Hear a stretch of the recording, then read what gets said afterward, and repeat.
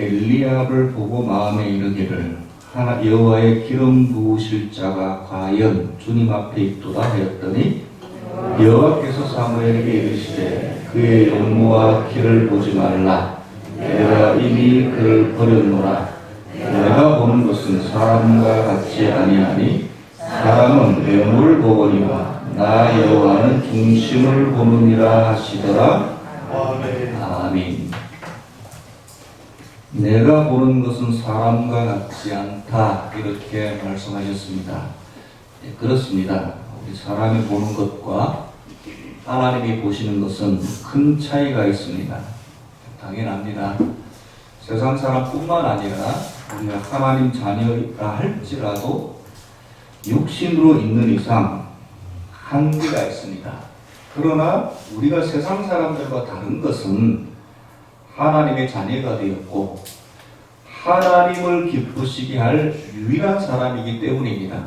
세상 사람들이 하나님을 기쁘시게 하겠어요? 자녀들이 기쁘게 하죠. 우리 자녀들 대부분 공부하기 싫어하지요. 누가 공부 자체를 좋아하는 사람은 있긴 있지만 극히 드뭅니다. 그래도 대부분 열심히 하는 이유는 열심히 하면 누가 좋아하니까요? 부모님이 좋아하니까요. 부모님 기쁘시게 하기 위해서 혹은 실망시키지 않기 위해서라도 열심히 공부하거나 세상에서 성공하려고 하는 많은 이유 중에 하나가 부모님을 기쁘시게 하기 위함이죠. 그래서 성적이 오르면 부모가 그 기쁨을 이기지 못해서 동네방네 자랑을 하고 자녀들, 자손들 잘 되는 걸 또 그 자랑하는 게 또 하나 낙이잖아요. 부모님들 그 낙이죠. 근데 그 모습이, 우리의 그런 모습이 어디서 왔을까요? 하나님의 형상으로 지음받은 존재이기 때문에 마찬가지다. 하나님께서는 우리가 하나님을 기쁘시게 하려고 하는 것을 보시고 정말 기뻐하십니다. 그래서 로마서 12장 2절에 보면 그 하나님을 기쁘시게 하려면 하나님께서 뭘 좋아하시는지, 오늘 말씀도 내가 보는 것과 사람이 보는 것이 같지 않다 하셨는데 그럼 하나님이 뭘 보시는지 우리가 알아야 기쁘시게 하죠. 로마서 12장 2절에 너희는 이 세대를 본받지 말고, 세상은 경향성이라는 것이 있고 다 이 세상 물결이 흘러가는데 주님께서는 이 세대를 본받지 말고 오직 마음을 새롭게 함으로 변화를 받아. 뭐를 새롭게 함으로요? 몸 새롭게 하는 것도 참 힘듭니다. 불어난 몸 빼려면 얼마나 힘든지. 평소 자던 잠에서 5분 빨리 일어나는 것도 참 힘든, 몸이 귀신같이 합니다. 근데 몸보다 더 힘든 게 마음이죠. 근데 주님께서는 마음의 변화, 마음을 새롭게 함으로 변화를 받아 하나님의 선하시고 기뻐하시고 온전하신 뜻이 무엇인지 분별하도록 해라. 분별해라. 이 말을 하신 이유는 우리가 보는 것과 하나님이 보시는 것이 다르기 때문에 분별할 필요가 있는 것입니다. 여러분 오늘 본문에도 아주 그것이 잘 나와 있죠. 첫째,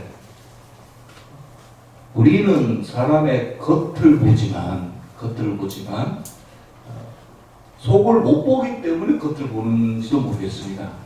우리는 하나님께서는 속을 보도록 능력을 주시지 않으셨습니다. 다행히 겉을, 그러다 보니까 겉을 보게 되고, 그러나 하나님은 중심을 보신다고 했습니다. 이것이 다르죠. 벌써 이것이 당연한 말이지만 쉽지 않은 것은 하나님은 중심을 보신다는 말씀입니다. 하나님께서 이스라엘 초대왕으로 다윗 왕으로 뽑기 전에 초대왕으로 사울을 기름 부어 왕으로 세우셨습니다.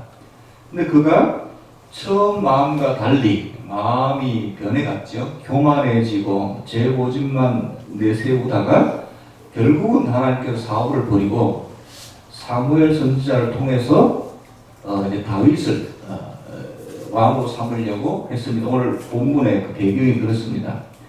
그래서 이제 사무엘 선지자가 그 이새의 집, 다윗의 아버지가 이새의 집에 찾아가서 그 아들들을 보자고 했습니다. 먼저 오늘 말씀에 보면 6절에 그들이 오매, 이 그들이 바로 이새의 아들들입니다. 아들들. 이새가 불렀잖아요. 불러서 그들이 오매 사무엘이 엘리압을 보고 가장 장남입니다. 보통 이스라엘은 가장 기본이 장자 우선권이라 왕자가 이제 그다음 장자가 특별한 결격 사유가 없으면 당연히 이제 장자부터 보죠. 장자 엘리압입니다. 딱 봤을 때 사무엘 선지자 마음속에 이런 마음이 들었다면 마음에 이르기를 여호와의 기름 부으실 자가 과연 주님 앞에 있도다. 사무엘 선지자 생각입니다. 사무엘이 순간적으로 과연 왕감이 여기 있구나 해서 기름 부으려고 했더니 뜻밖의 하나님께서 음성이 들려오는데 바로 그것이 7절입니다. 여호와께서 사무엘에게 이르시되 그의 뭐를 보지 말라고요? 용모와 키를 보지 말라. 그 말은 사무엘 선지자가 순간적으로 뭘 봤다는 거예요? 키를 봤다는 거죠. 누가요? 그 천하의 사무엘 선지자가. 사무엘 선지자는 당연히 영역이 있고 어려서부터 성전에서 자랐기 때문에 그 사무엘 선지자 한 말이 하나도 땅에 떨어지지 않았다고 했던 그런 성령 충만한 사무엘도 순간적으로 뭘 봤다는 거예요? 용모와 키를 봤다는 거예요. 이게 잘못됐다는 것이 아니라 이것이 인지상정이다. 그렇게 된다. 그렇게 된다. 하나님께서 그걸 집어주시죠. 아니다. 내가 이미 그를 보낸노라. 나는 뭘 본다고요? 중심을 본다. 이렇게 말씀하고 있습니다. 그래서 그 둘째 아미나답도 불러왔고 셋째 삼마도 지나가도 일곱 아들이 다 지나가도 아니라고 해서 또 아들이 또 없느냐 했을 때 마지막으로 양을 지키고 있던 다윗을 이제 불러와서 하나님이 바로 저 사람이다 해서 다윗을 기름 부었다는 그런 이제 내용 아니겠습니까? 사무엘 같은 선지자도 처음에 엘리압의 외모에 현혹되더란 말입니다. 사무엘 선지자도 그렇다면 보통 사람은 오죽하겠나 이 말이죠. 사람은 겉모습을 보고 판단할 수밖에 없죠. 그리고 실제로 지금 세상은 살아가는데 외모가 잘생기고 첫인상이 좋으면 아무래도 이 팔이 악으로 굽듯이 그렇게 굽죠.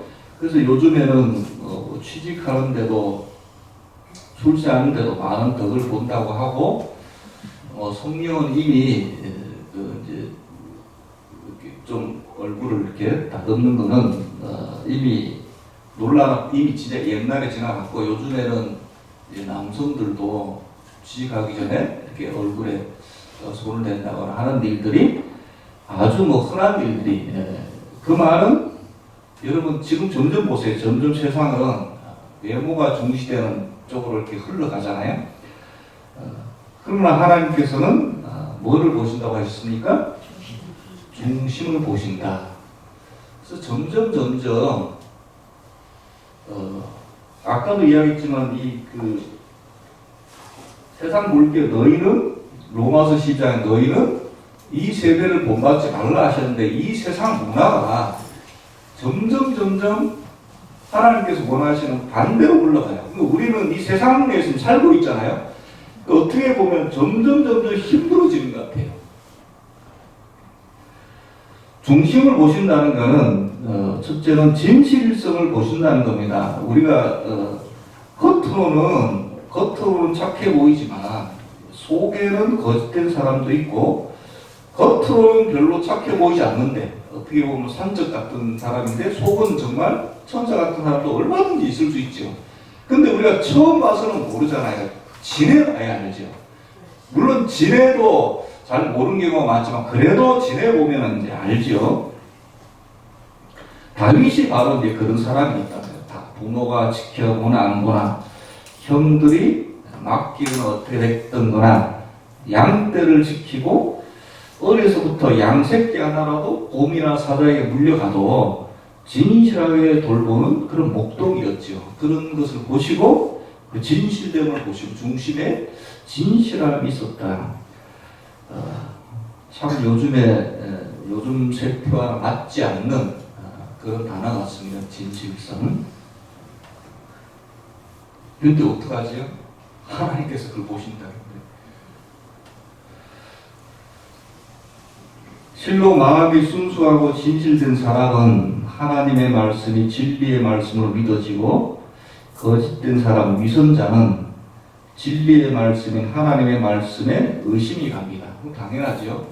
당연히 이 진실성이 중요한 이유는 내 속에 이게 거짓된 것이 있으면 당연히 하나님 말씀 이게 자꾸 믿어지는데 믿음 생활에 시장이 되게 된다는 거예요.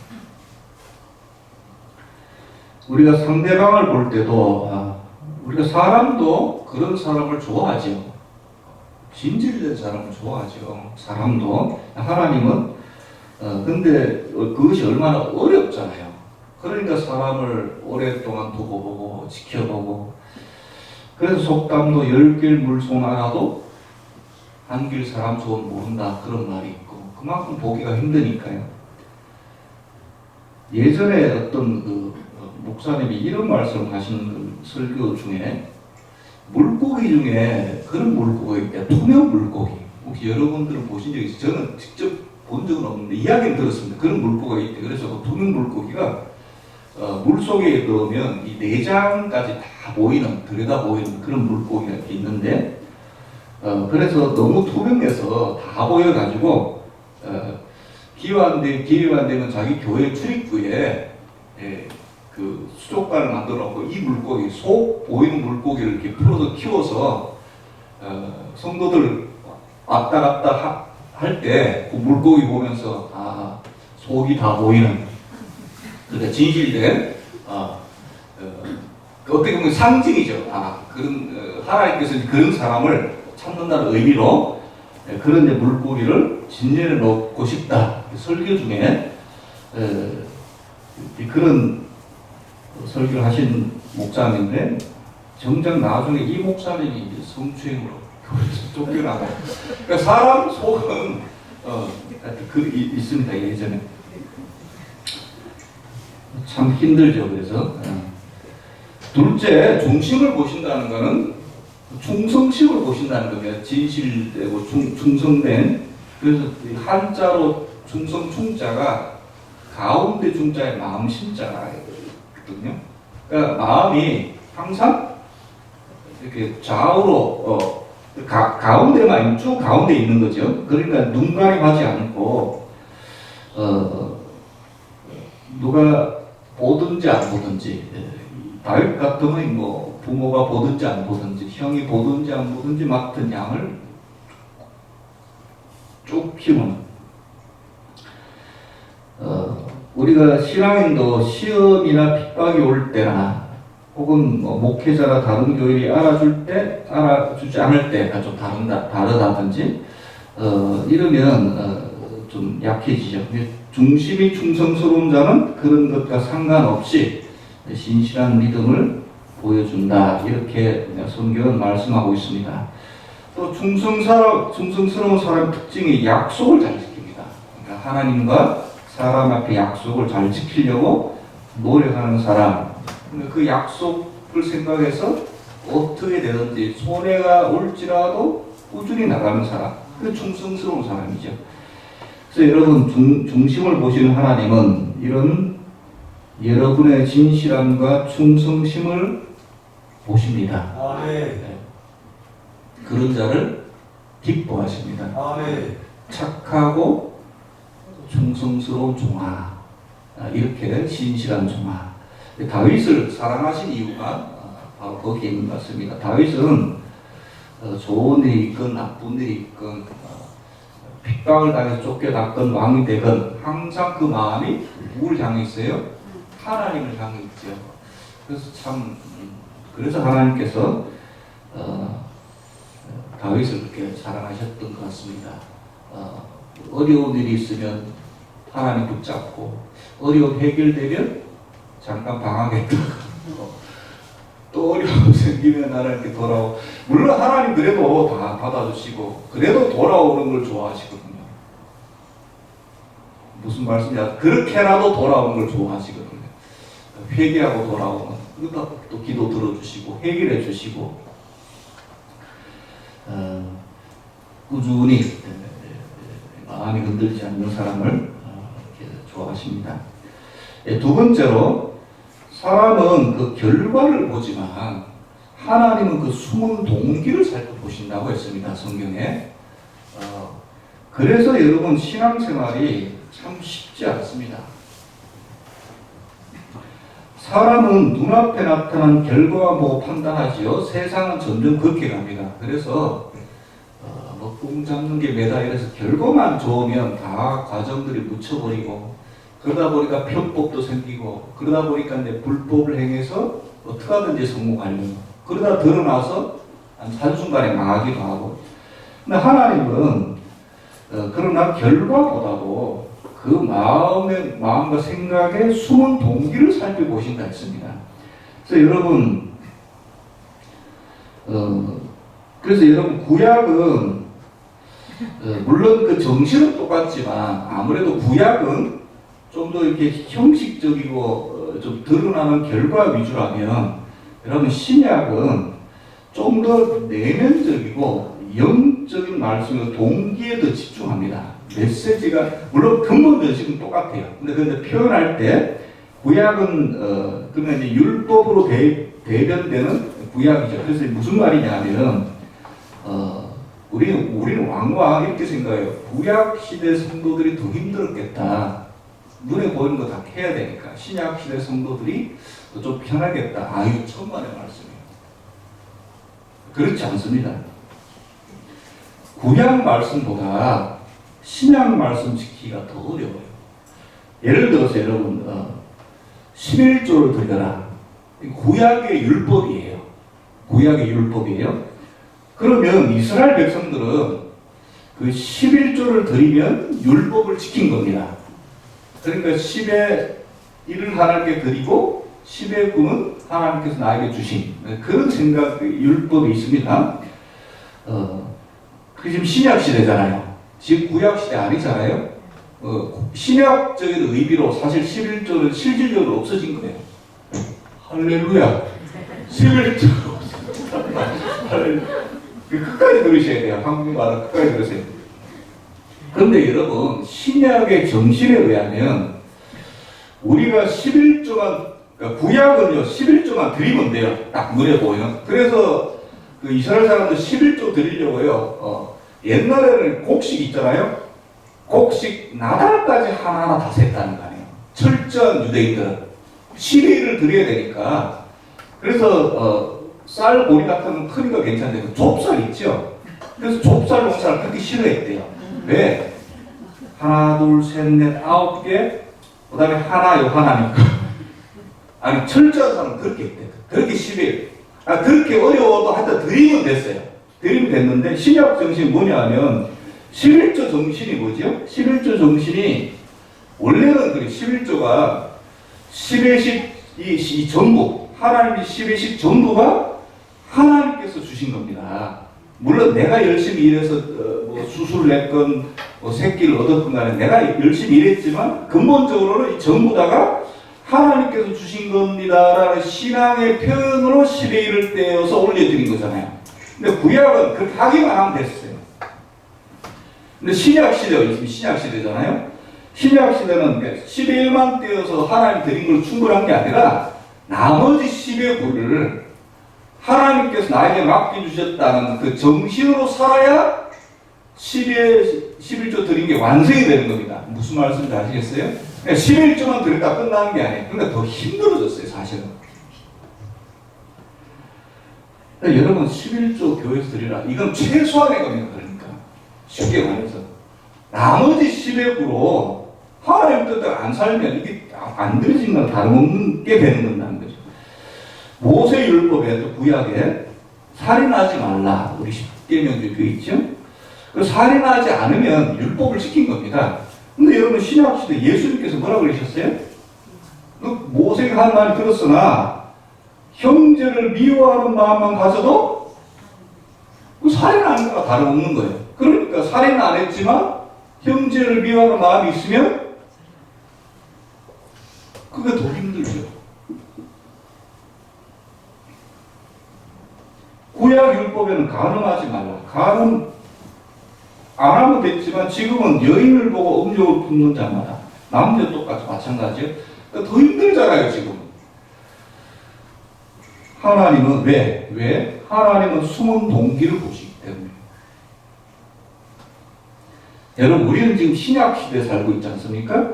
이 말은 신약의 정신의 지배를 받고 있다는 말인데, 그래서 여러분 말씀대로 살기가 사실은 구약보다 더 어려워요. 그래서 여러분 은혜가 필요합니다. 아멘. 그래서 은혜가 필요해요. 그래서 성령 충만함이 절실한 겁니다. 은혜 없이 말씀을 지키려면, 성령 충만 없이 말씀대로 살려고 하면 얼마나 힘든지 모르겠어요. 그래서 여러분, 바리새인들이 바로 그 모습을 보여주는데, 여러분 바리새인들은 그 예수님 당시에 자타가 공인하는 신앙인들이었어요. 이들의 열심은 진짜였습니다. 그걸 다 인정을 했습니다. 그런데 왜 예수님께서 싫어하는 신앙이 되었죠? 은혜 없이 율법을 지키려는 행동 때문에. 여러분 은혜 없이 율법을 지키려고 하다 보면 자연스럽게 외식하는 길로 나갈 수밖에 없어요. 그만큼 하나님 말씀 지키기가 힘드니까. 그래서 여러분 우리 은혜가 그렇게 중요합니다. 은혜 받으면 그게 동기가 해결되기 때문에, 성령 충만함 받으면 동기가 해결되기 때문에 그게 되는 거예요. 쉽게 됩니다. 근데 이게 은혜 없이 막 하려고 하면 이게 처음에는 좀 돼도 이게 막 금방 넘어지거나, 그래서 어려운 거예요. 그래서 여러분 교회에서 은혜 부르짖는 이유가 여기 있습니다. 아멘. 여러분 은혜는 필수입니다. 아멘. 성령 충만하면 가능합니다. 아멘.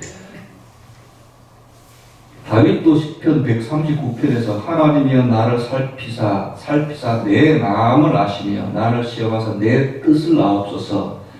내게 무슨 악한 행위가 있나 보시고 나를 영원한 길로 인도하소서. 중심에 우러나오는 기도를 올려드렸습니다. 은혜를 구하는 거지요. 아멘. 그 다윗은 항상 하나님의 은혜를 구하는데 부지런했습니다. 항상 하나님께 물었고, 시편 51편에도 중심의 진실함을 주께서 원하시오니 내 속의 지혜를 알게 하시리이다, 이렇게 고백하고 있습니다. 여러분 그래서 예수님께서 성전에서 많은 사람이 헌금기에 돈 넣는 것을 보실 때 그 과부가 드린 두 랩돈을 보고 이렇게 칭찬하셨잖아요. 결과를 보신 게 아니라 내가 얼마 없지만 이거 하나님 드려야 되겠다, 과부에 뭘 보신 거예요? 동기를 보신 거거든요. 어떻게 하든지 하나님 기쁘게 하려는 그 동기를 보신 거잖아요.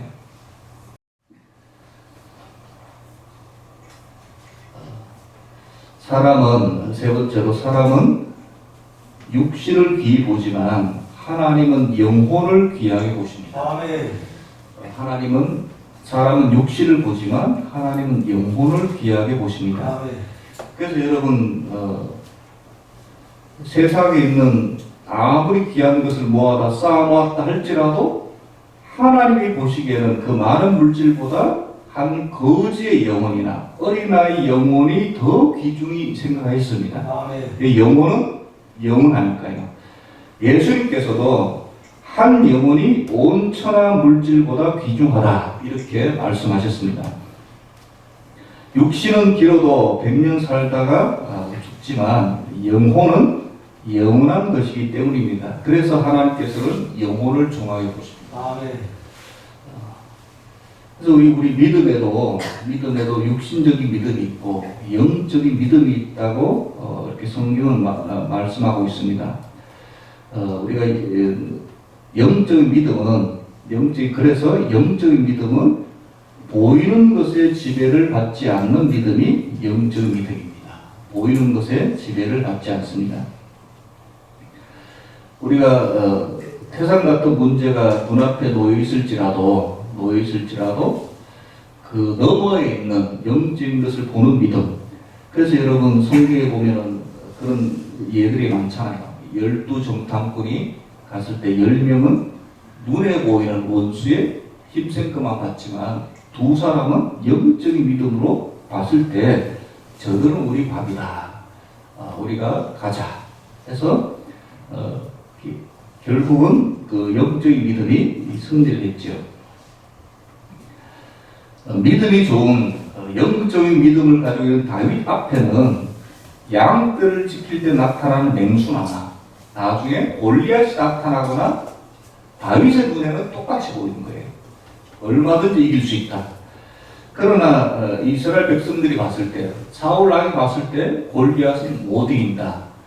이렇게 보는 것이죠. 여러분, 지금 세상은 우리가 영적인 믿음으로 보아야 이겨낼 것들이 많이 있습니다. 우리가 눈으로, 육신의 눈으로 보면 못 이길 것 같죠. 못 이길 것.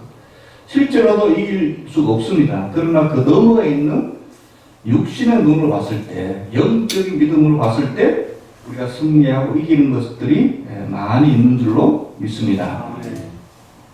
그 다음에 영적인 믿음은 감정의 지배를 받지 않습니다. 물론 신앙생활에 감정적인 요소가 있지만 또 뜨거워야 되죠.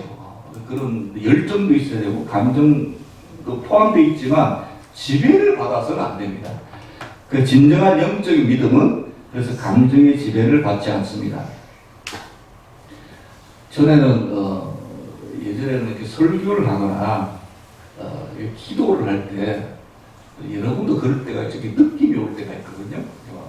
설교를 할 때도 뭐가 이렇게 찌릿찌릿하고 이렇게 입술이 떨리면서 뭐가 내가 준비한 말이 나가는 것이 아니라 성령께서 말씀을 주는 것 같은 그런 체험할 때가 있습니다. 여러분 기도할 때도 그럴 때 있잖아요. 막 기도 열심히 하다 보면 내가 기도하는 것이 아니라 그냥 막 기도가 되고 그럴 때가 있죠. 물론 이제 그럴 때가 있습니다. 하나님께서 임재하셨구나. 기도를 듣고 계시는구나. 이 설교가 내가 지금 내 목소리 내가 하지만 내가 하는 게 아니구나. 이렇게 느낄 때가 있습니다. 그런데 그것도 좋죠. 여러분 그것이 1년 360되면 좋은데 제가 점점 깨닫는 건 뭐냐면 그런 감정과 실제로 성취되는 하나님의 나라는 크게 상관이 없을 수도 있구나. 이것을 점점 더 깨닫게 됩니다. 우리 한국 민족은 이 민족 특성상 좀 감정에 좌우화되는 경향이 많거든요. 여러분 백인들이 얼마나 냉정한지 몰라요. 흑인들 얼마나 능글능글한지 몰라요. 흑인들 그냥 한 대 때려주고 싶고 백인들은 상대를 안 하고 싶어요. 이게 확실히 이 종족 특성이 다른데 우리 한국 민족은 좀 감정 좀 좌우되는 경향이 아무래도 많습니다. 백인들은 좀 이성이 뭐가 이제 이해가 돼야 행동을 한다면 한국 사람은 이해가 안 되고 뭐가 감정적으로 되면 이렇게 막 하는 게 있죠. 그래서 왜 한국 사람들이 솔직한 사람들 좋아하고 좀 이해가 안 돼도 감정적으로 마음이 가는 사람한테 해주고 이상하게 저 사람은 이상하게 주는 것 없이 싫은 사람 있잖아요. 아니 이성적으로는 아무 상관 오히려 나한테 잘해주면 나 싫은 거예요. 그런 게 있습니다. 이유 없이 싫은 사람 이 사람한테 이유 없이 막 잘 챙겨주고 싶은 사람 막 챙겨주고 상대방 싫다는데도 그러면 또 삐집니다. 나는 해줬는데 왜 안 해주냐고. 이런 게 어떻게 보면 감정에 좀 지배를 받는 거거든요. 물론 이제 그런 게 있어야죠. 그게 사람 사는데. 근데 여러분, 우리끼리 있으니까 이게 당연하다고 생각하지만, 여러 인종을 보면 이 당연한 게 아니에요. 진짜 당연한 게 아닙니다. 그래서 때로는 이제 백인들이 와서 처음에 이제 굉장히 당황하는 게 너무 막 살갑게 접근하는 걸, 외국 사람들 특히 실제 접촉하는 걸 굉장히 싫어하거든요. 너무 스스럼 없이 막 그게 아줌마 할머니도 아이고 키도 크고 막 손잡고 이렇게 하시잖아요.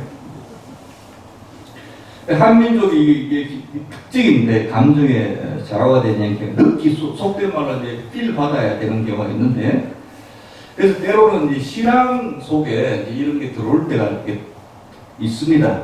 물론 이제 신앙 아까도 이야기했 신앙이 이제 그런 감정적인 요소가 있어야 되지만 근데 점점 깨닫게 되는 게 이제 그런 겁니다. 하나님의 나라는 감정이나 필로 되는 것이 아니라 하나님 말씀에 따라 하나둘씩 이루어진다. 이런 생각이 많이 듭니다. 때로는 뜨건 화건 안 해도 때로는 환상이 안 보여도 우리가 말씀에 의지하고 우리가 말씀의 지배를 받아서 어제보다 오늘이 조금 바뀌어지고 오늘보다 내일이 조금 바뀌어진다면 이것이 한 사람 한 사람 모여서 이것이 나중에 큰 물결이 돼서 모든 것을 뒤엎는 그런 홍수가 되더라는 것이죠. 여러분 귀한 믿음은 영적인 믿음은 감정의 지배를 받지 않는다. 내가 좀 너무 감정적이다 하면 이 말씀을 기억하시기 바랍니다. 그 다음에 또 영적인 믿음은 인간적인 이해타산의 지배를 받지 않습니다. 이게 이제 신약적인 특성이기도 한데 성경에 보면은 이제 마리아가 영적인 믿음으로 옥합을 깨뜨려가지고 예수님 머리에 이렇게 부어드리잖아요. 성경에 보면 비싼 나드 향유를 예수님께 부었다 이렇게 했습니다. 근데 제자 중에 이제 간원주다 그랬죠. 이거 차라리 그 팔아가지고 가난한 사람을 구제해줬으면 훨씬 더 많은 일에 귀하게 쓰였을 텐데 이거 뭐 예수님 머리에 부는 거 좋은데 한순간에 허비하는 건 아니냐. 어떻게 들으면 굉장히 많이 일리가 있는 것 같은데 근데 예수님께서 뭐라고 하셨습니까? 제자들을 책망하고 마리아를 칭찬하셨잖아요. 근데 이게 얼마인지 이 계산 안 할게요. 이해타산이 순수하게 제가 나의 죽음을 예비하였느니라 이렇게 말씀하셨거든요. 그 여인의 어떤 이해타산이 들어있지 않는.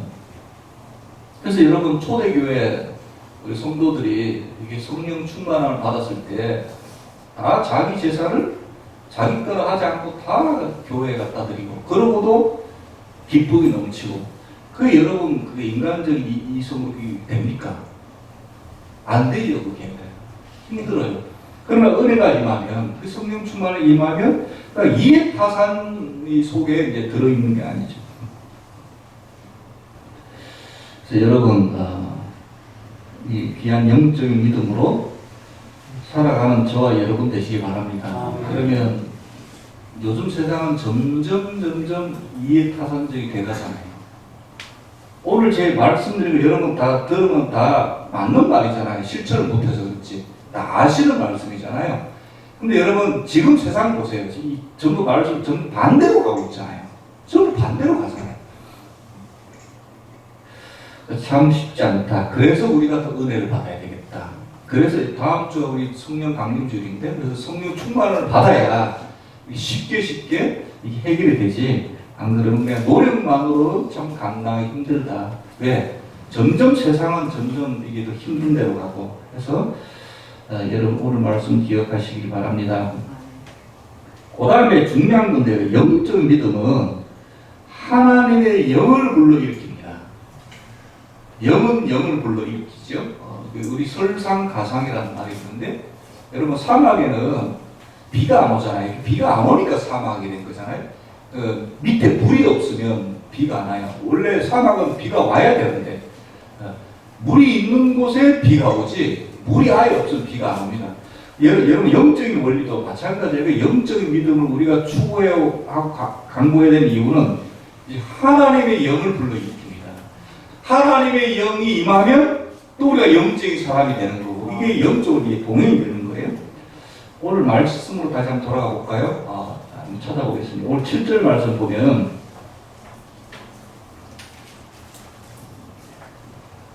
여호와께서 사무엘에게 이르시되 그의 용모와 키를 보지 말라. 그가 누굽니까?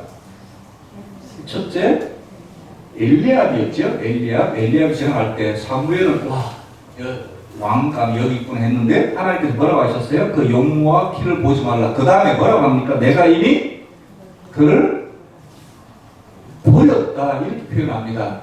아, 이게 너무 심한 말씀이 아닌가. 그냥 내가 선택 안 했다 이렇게도 표현할 수 있을 텐데 굳이 뭐라고 표현하세요? 야, 버렸다.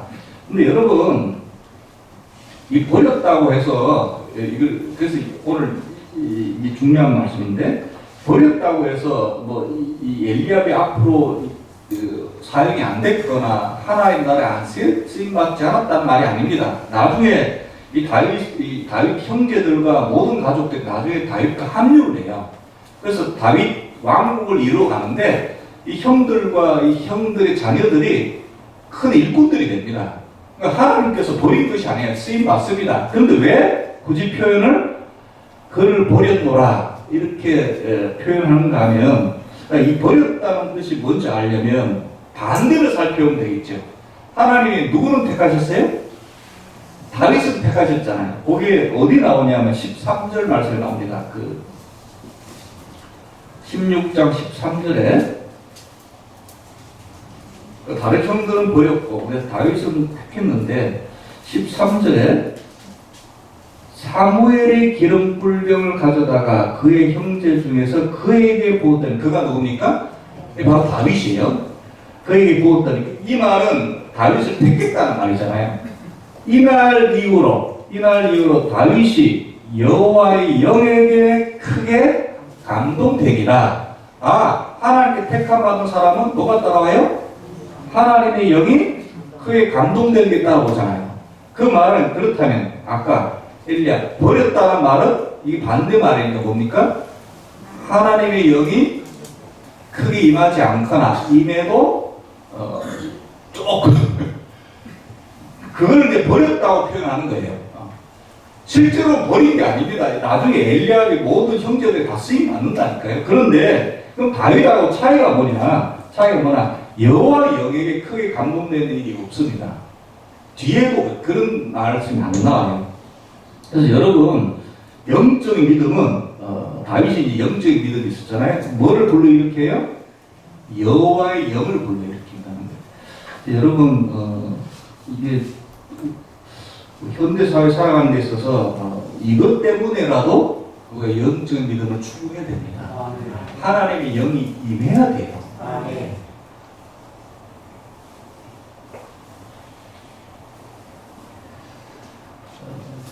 여러분 이렇게 영적인 믿음은 하나님의 영이 더해지거나 임하게 됩니다. 그리고 하나님의 영이 임해지면 우리가 또 더 영적인 것을 추구하고 이게 이제 선순환이죠. 여러분 이게 이제 영도 같이 동행해 나가는 겁니다. 여러분 우리가 진실한 영적인 믿음을 강구해야 하는 이유가 여기 있습니다. 성경에 보면 하나님의 영에 감동되었던 사람들이 나오거든요. 거기에 이제 큰 역할을 감당하는데 우선 성령의 영에 감동한 사람이 뭘 했습니까? 성경을 기록했어요. 성경 66권이 여러분 모든 성경은 성령께서 원저자세요. 근데 인간 저자의 손으로 쓴 거잖아요. 하나님께 성령이 감동되면 이 성경이 되는 겁니다.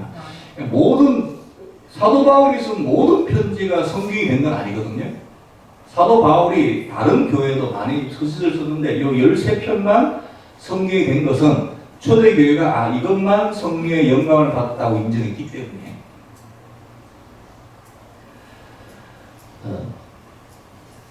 성령에 감동되었던 사람 중에 성경을 기록했고 그 다음에 이제 우리 수요 예배 때 들은 사람 알 텐데 성령이 감동되면 뭘 봅니까? 하늘이 열리는 걸 봐요. 하늘이 열려서 셋째 하늘, 천국에 하나님이 계신 것과 인자가 계신 것을 봐요. 뭐 하는 사람이요? 성령의 큰 감동을 받은 사람이. 그 다음에 또 한 가지는 이것이 이제 우리 세상 나가서 살 때 필요한 것 때문에 그런데 정말 어려운 일이 닥칠 때, 재난과 고난이 닥칠 때 성령이 임하면 기적적으로 일을 해결합니다.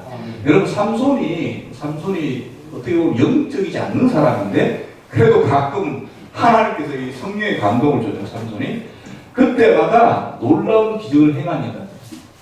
동포들도 아무도 삼손을 지지하는 사람이 없고 삼손이 지도자인데도 불구하고 오히려 동포들이 삼손을 잡아다가 적한테 넘겨줘서 모든 게 묶였고 그럴 때 이 적들이 삼손을 죽이러 올 때 영이 임하며 이것을 끊고 밑에 있던 나귀 턱뼈로 수백 명을 죽이는 그런 엄청난 그 역사를 행합니다. 여러분 삼손이 영적인 사람이 아니잖아요. 성령이 감동할 때, 영이 감동할 때 이런 기적적인 일을 감당합니다. 어떻게 보면 우리에게 필요한 게 이게 아닌가 모르겠습니다.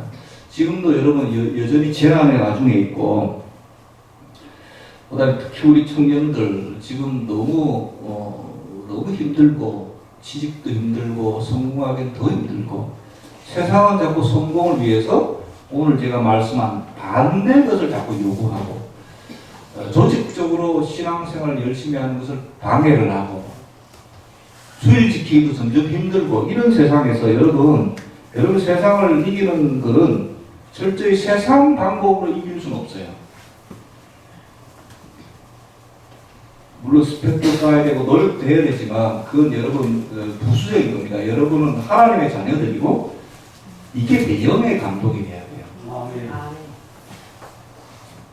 이것이 되고 나머지가 따라올 때 세상을 뚫고 나가지 여러분 세상적인 방법으로는 그냥 허덕거리면서 세상을 따라가도 세상에 주도적으로 뚫고 나갈 수가 없어요. 우리는 하나님 방법으로 해야 됩니다. 아멘. 철저히 하나님 방법, 아예 하나님 방법으로 나가야 돼요. 아멘. 그러면 오히려 세상에서 기적적으로 승리하고 이길 수 있습니다.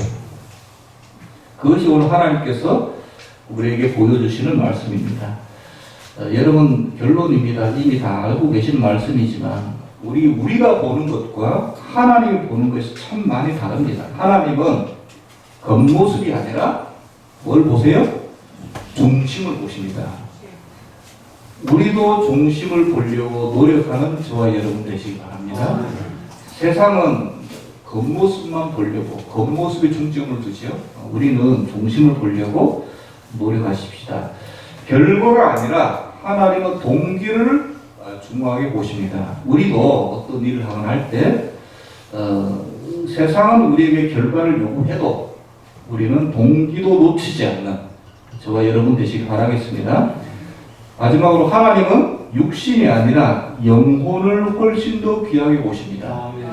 육신은 하찮은 것이 아닙니다. 육신도 귀합니다. 그러나 영혼이 비교도 할 수 없을 정도로 더 귀하게 보시기 때문에 그래서 여러분 우리도 영혼을 귀하게 여기셔서 특히 우리 영적인 우리 믿음 다윗 같은 영적인 믿음을 귀하게 보시는 저와 여러분 되시기 바랍니다. 사람 앞에 보여지는 것보다 하나님 앞에서 보여지는 것에 신경 쓰여서 하나님께서 인정하심으로 하나님의 영에 감동되어 큰 일을 감당하시는 여러분이 되시기를 소원합니다. 기도드리겠습니다. 주님 은혜 감사드립니다. 이 세상은 하나님 보시는 것과 점점 반대로 향하여 치달아 달려가고 있습니다. 하나님은 중심을 보신다 하셨는데 이 세상은 외형적인 모습, 겉모습에 치중합니다. 하나님은 동기를 중하게 보신다 하셨는데 세상은 결과만 자꾸 내어놓으라고 합니다. 하나님은 영혼을 귀하게 보시건만 세상은 육신이 귀하다고 육신이 편안하면 된다고 육신이 잘 먹고 잘 살면 된다고 자꾸 우리를 유혹합니다.